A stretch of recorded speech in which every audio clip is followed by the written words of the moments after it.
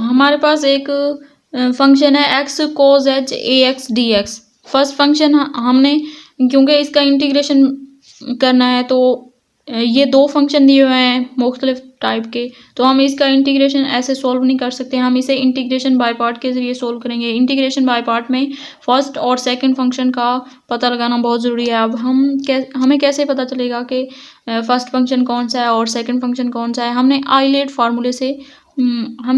फार्मूले से इसका पता लगाना है।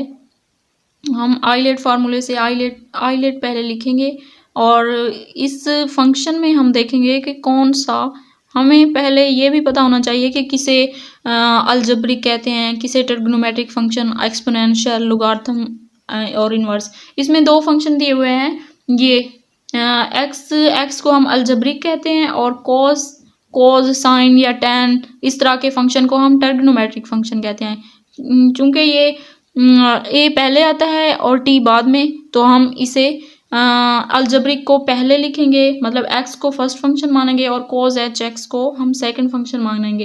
इंटीग्रेशन बाय पार्ट का फार्मूला होता है first function integration of second function minus derivative of first function, फिर सेकंड फंक्शन का इंटीग्रेशन, फिर इन दोनों का जो भी आंसर आएगा फिर दोबारा से इसका इंटीग्रेशन। मतलब ये क्लोज ब्रैकेट लगाई हुई है, इसका मतलब यही है कि इन दोनों को आपस में इस वाले को और इसको हम पहले जो भी आंसर आएगा इसका इंटीग्रेशन करके और इसका डेरिवेटिव करके जो भी आंसर आएगा फिर दोबारा हम उसका इंटीग्रेशन करेंगे।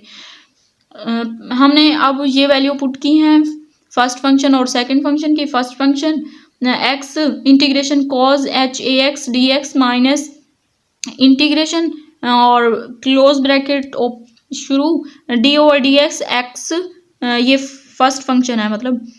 फिर सेकंड फंक्शन इंटीग्रेशन, ये जो सेकंड फंक्शन को वी का नाम दिया था।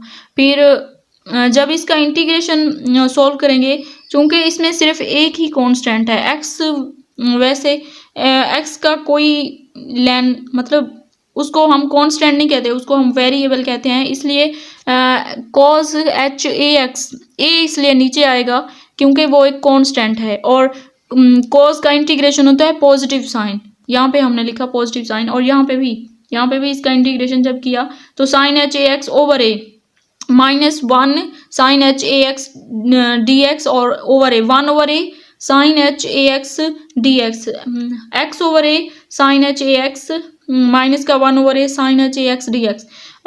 दोबारा से जब हमने इसका इंटीग्रेशन लिया तो साइन का इंटीग्रेशन होता है माइनस का कोस एक्स, साइन का इंटीग्रेशन माइनस का कोस एक्स, और नीचे ए भी आएगा क्योंकि ये एक कांस्टेंट लगा हुआ है ना इसके साथ। तो जब माइनस इस माइनस से मल्टीप्लाई हुआ तो यहाँ पे प्लस बना दिया उसने, और वो जो ए नीचे आया था 1 ओवर ए स्क्वायर हो गया, इस बाहर वाले ए के साथ मल्टीप्लाई हो गया, और साइन का कॉस आ गया इंटीग्रेशन को ख़त्म करके कॉस एच ए एक्स। इसका ओवरऑल आंसर है x over a sine h a x plus 1 over a square cos h a x plus c इसलिए लगाया है क्योंकि इस इंटीग्रेशन वैल्यू इन दोनों इंटीग्रेशन फंक्शन की कोई भी लिमिटिंग वैल्यू हमें नहीं बताई हुई, इसलिए हम प्लस सी लगाते हैं इसके साथ, ऐसे फंक्शन के साथ जिनकी कोई लिमिटिंग वैल्यू ना बताई हुई हो। Thank you.